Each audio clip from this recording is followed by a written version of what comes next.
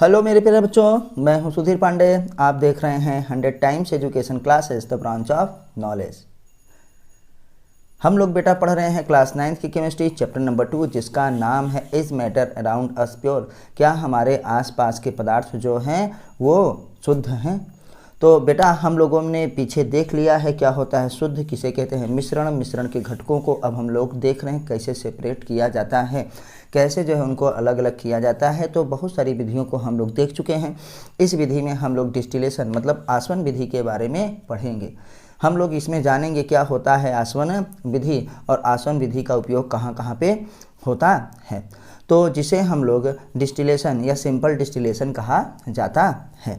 तो बेटा हम लोगों ने देखा है कि देखिए हमने इसको नोट्स पहले से बना के रखा है ना, उसको अंडरलाइन भी कर दिए हैं कि ताकि आपकी नज़र शुरुआत से ही उन्हीं बिंदुओं पर पढ़े। आपसे रिक्वेस्ट है प्लीज़ पूरा वीडियो ज़रूर देखा करिए ताकि आपको वीडियो अच्छे से समझ में आए। सोचिए बेटा अगर आपके पास 20-25 मिनट का भी टाइम नहीं है या आप लगातार 20-25 मिनट भी नहीं पढ़ सकते हैं तो फिर ऐसी पढ़ाई का क्या मतलब।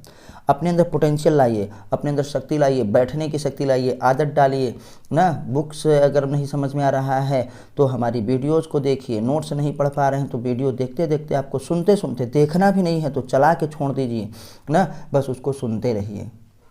सो रहे हैं, नींद में हैं तो चला के उसको जो है सुनते रहिए, आवाज़ सुनते रहिए और वो शब्द आपके दिमाग में बच्चों गूंजते रहेंगे और धीरे धीरे आपकी हैबिट पड़ जाएगी, पढ़ने में मन लगने लगेगा।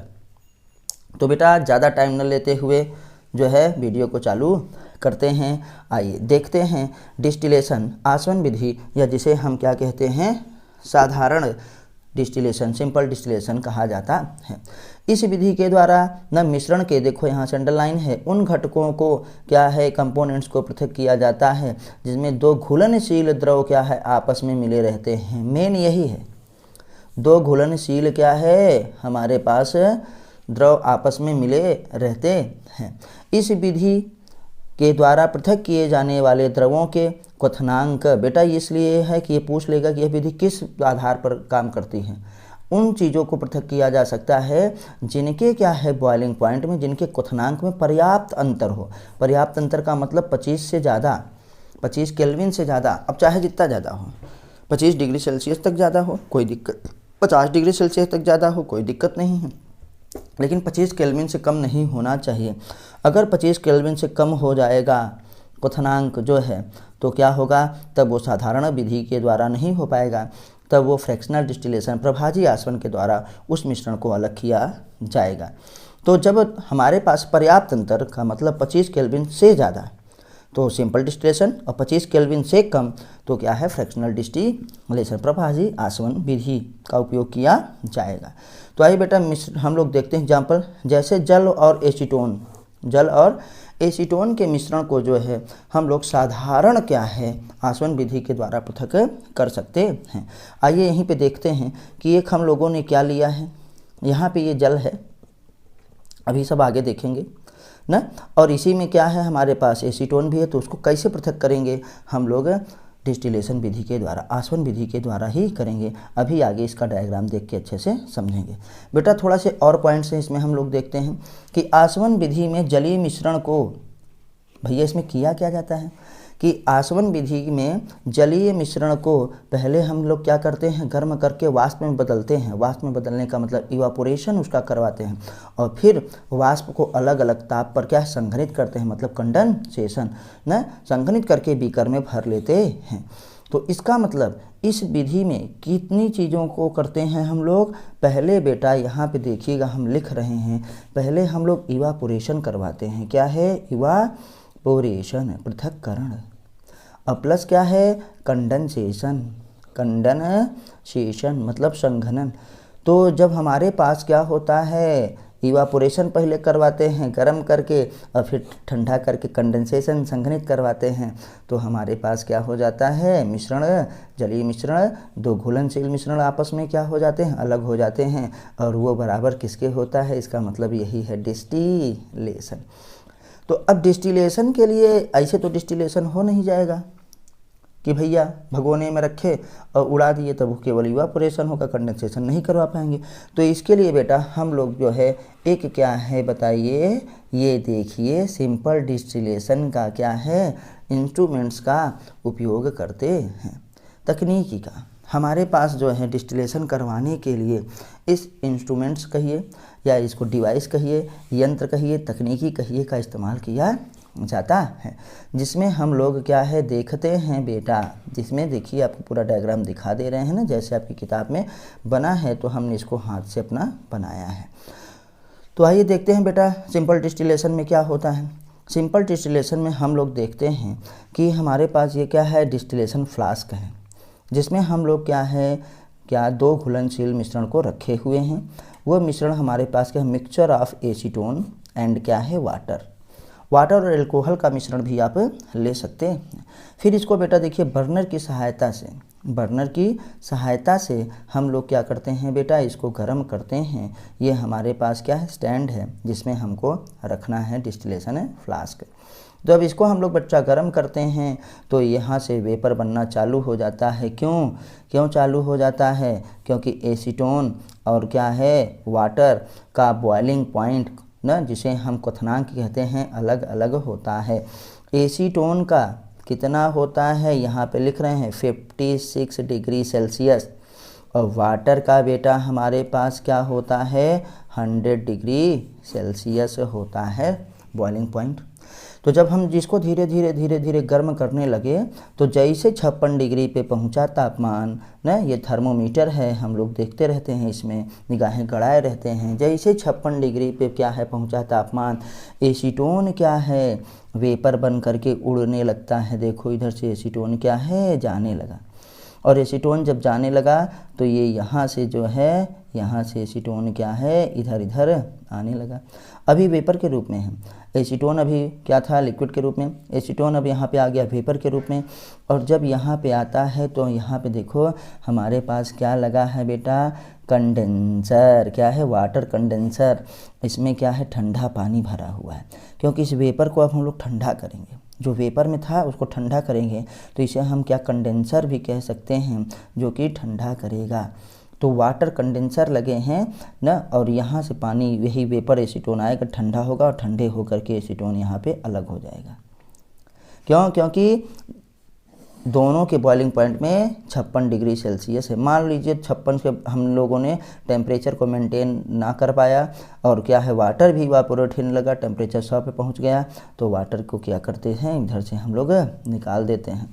अच्छा, ठंडे पानी को इधर से देखिए डालते रहते हैं अंदर, ताकि जो है वो वेपर को ठंडा करे और वेपर जो है लिक्विड में बदल जाए। और यहाँ पे हमारे पास एसीटोन क्या है सेपरेट होकर के आ गया। बाकी सब जानते हैं, ये हमारे पास क्लैंप है, ये डिस्टिलेशन फ्लास्क है, तो वाटर बाहर निकालने के लिए है, वाटर को अंदर करने के लिए है, ये क्लैंप जो है उसको पकड़ने के लिए, और ये वाटर क्या है कंडेंसर हमारे पास लगा हुआ है। मेन पॉइंट इसका क्या हुआ बच्चों, मेन पॉइंट यही हुआ कि ये एसीटोन और वाटर में क्या है हमारे पास डिफरेंस। देखो डिफरेंस कितना है, ये 56, ये क्या है 100, मतलब कितना 44 डिग्री सेल्सियस का जो है अंतर है। अब बोले थे अभी हम कितना 25 केल्विन के ऊपर चाहे जितना रहे तो डिस्टिलेशन के द्वारा काम हो जाएगा, लेकिन 25 से कम हुआ केल्विन से, तब क्या है डिस्टिलेशन के द्वारा नहीं, तब फ्रैक्शनल डिस्टिलेशन के द्वारा होगा। तो आप जान गए कि फ्रैक्शनल डिस्टिलेशन और डिस्टिलेशन में क्या अंतर है, अभी उसको भी पढ़ेंगे। तो बच्चों हमने इसमें देखा, तो हम लोगों ने बच्चों इसमें देखा कि आसवन विधि में पहले हम लोग जल को वाष्प में बदलते हैं, और फिर वाष्प को क्या है ठंडा करके जो है फिर से जल में बदलते हैं। और इस विधि में बॉइलिंग पॉइंट में पर्याप्त क्या है अंतर होना चाहिए। तो बच्चों अब हम लोग देखेंगे कि आखिर इसका उपयोग कहाँ कहाँ पे किया जाता है, आसवन विधि का उपयोग कहाँ कहाँ पे, अनुप्रयोग न एप्लीकेशंस ऑफ क्या है हमारे पास है डिस्टिलेशन, कि इस विधि का उपयोग कहाँ कहाँ हम कर सकते हैं या कहाँ कहाँ होता है। आइए तो आसवन विधि के अनुप्रयोग। बेटा हम देखते हैं कि बहुत से देशों में न समुद्र के पानी को आसवन विधि के द्वारा न पीने योग्य बनाया जाता है। जहाँ पे खारा जल है, जहाँ पे अशुद्धियाँ बहुत हैं, जहाँ पे पीने योग्य पानी नहीं है, तो पानी को पहले बेटा क्या करते हैं, बॉयल करते हैं, वेपर में बदलते हैं और उसके बाद फिर क्या है, उस वेपर को ठंडा करके शुद्ध पीने योग्य बनाते हैं। और इसीलिए हमारे जो लैब वेब में पानी का इस्तेमाल होता है, जिसे हम डिस्टिल्ड वाटर कहते हैं या आशुद्ध जल कहते हैं, भी बनाने में बेटा आसवन विधि का ही प्रयोग किया जाता है। मिनरल वाटर बेटा, मिनरल वाटर और डिस्टिल वाटर में बहुत अंतर है। मिनरल वाटर में मिनरल्स मिले हुए होते हैं, खनिज मिले हुए, जो हमारे नल का पानी है, जो हमारे हैंडपम्प का पानी है, जो हमारे तालाब का, जो हमारे समुद्र का पानी है, उसे भी मिनरल वाटर ही कहते हैं। ये मत सोचिएगा कि जो हम बोतल से ख़रीदते हैं वही क्यों मिनरल वाटर है।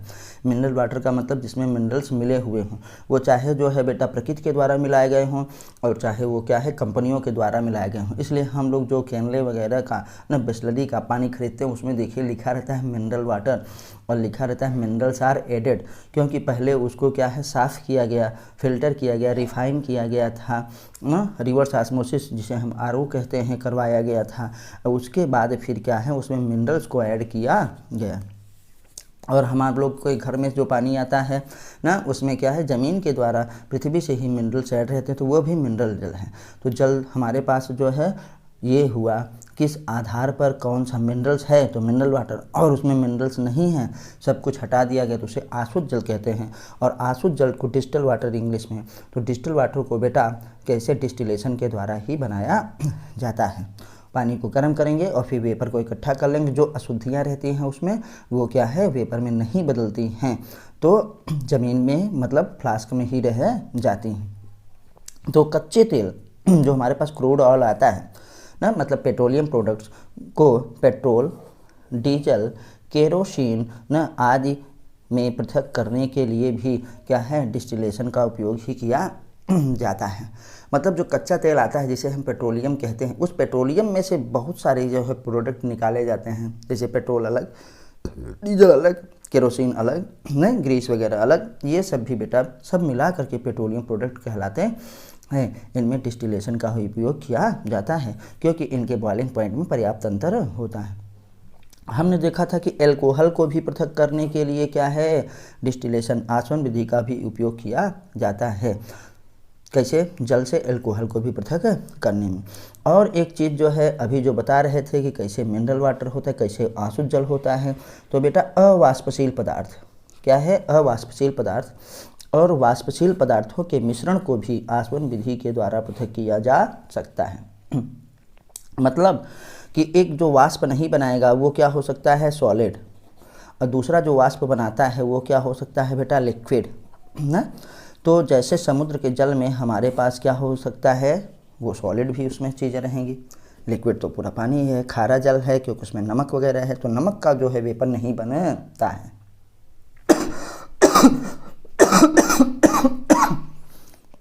तो बेटा कौन लिक्विड जो है वेपर बनाएगा और उसको फिर हम लोग कंडेंस करके ठंडा करके अलग जो है इकट्ठा कर लेंगे, और जो सॉलिड मटेरियल है वो क्या है फ्लास्क में ही रह जाएगा।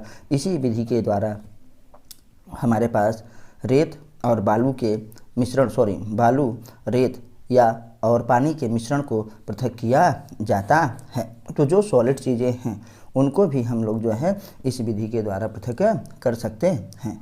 तो बच्चों आपको ये वीडियो कैसी लगी, आप देख रहे हैं 100 टाइम्स एजुकेशन, मैं हूँ सुधीर पांडे ना।